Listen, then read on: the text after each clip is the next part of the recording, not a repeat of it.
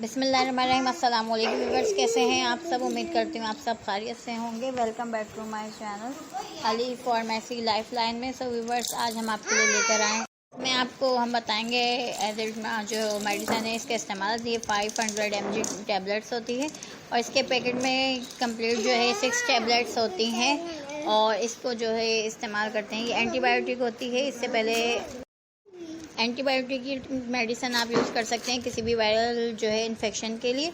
और अदरवाइज़ अगर आप हमारे चैनल पे नए हैं तो ज़रूर हमारे चैनल को सब्सक्राइब कर दें, लाइक एंड शेयर करना बिल्कुल भी नहीं भूलें, बेल आइकन के बटन को ज़रूर प्रेस कर दिया करें।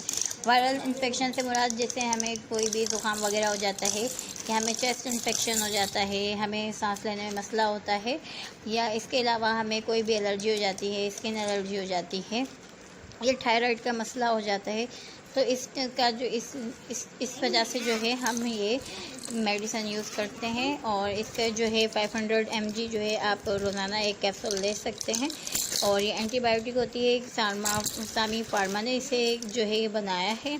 और इसका जो आपको इसके खाने से जो नुकसानात हो सकते हैं, आपके पेट में दर्द हो सकता है, डायरिया हो सकता है, या आपका वॉमिट की कैफियत हो सकती है।